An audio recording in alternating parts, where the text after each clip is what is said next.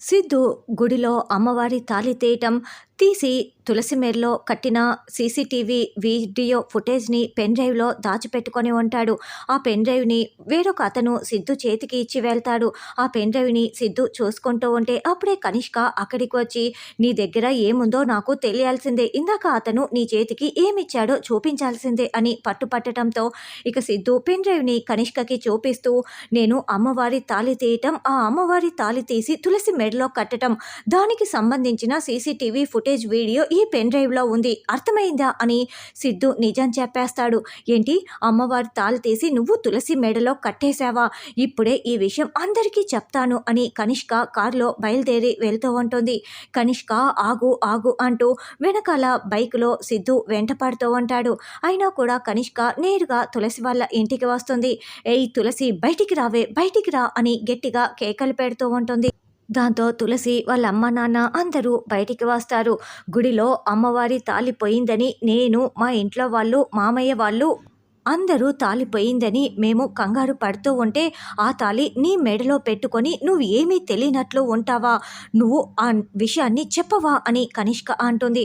ఏం మాట్లాడుతున్నావమ్మా నువ్వు అని లక్ష్మి అంటుంటే, ఆ తాళి ఎవరి దగ్గర లేదు, ఈ తులసి మెడలోనే ఉంది అని కనిష్క తులసి మెడలో ఉన్న తాళిని లాగి అందరికీ చూపిస్తూ ఉంటుంది.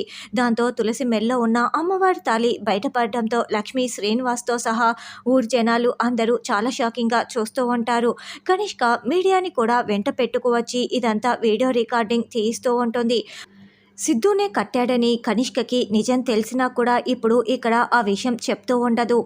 తర్వాత జై తన రహస్య గదిలో ఉన్న అతనికి అన్నం పెట్టేసి బయటికి రాగానే, ఏం చేస్తున్నారు సార్ మీరు? కిచెన్లోకి వెళ్ళి అన్నం కూడా ప్లేట్లో పెట్టుకువచ్చారు, అన్నం అక్కడ కింద పడిపోయి ఉంది అని జాను అడగటంతో, నువ్వు నన్ను అనుమానిస్తున్నావా జాను అని జై అంటాడు.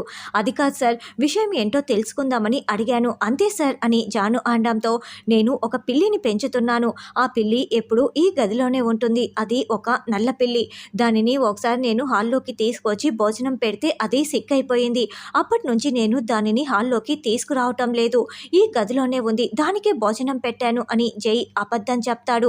సార్ ఒకసారి పిల్లిని చూపించండి అని జాను అడగటంతో డోర్ని ఓపెన్ చేసి నల్ల పిల్లిని చూపిస్తాడు. అలా పిల్లి పేరు చెప్పి ఆ అజ్ఞాత వ్యక్తి ఎవరన్నది జానుకి తెలియకుండా జై బాగా కవర్ చేసేసుకుంటాడు. మరి తులసి మెల్లో సిద్ధునే తాళి కట్టాడని సిద్ధు వచ్చి ఇప్పుడే చెప్తాడా లేకుంటే కనిష్క చెప్తుందా అన్నది రానున్న ఎపిసోడ్లో తెలుసుకుందాం.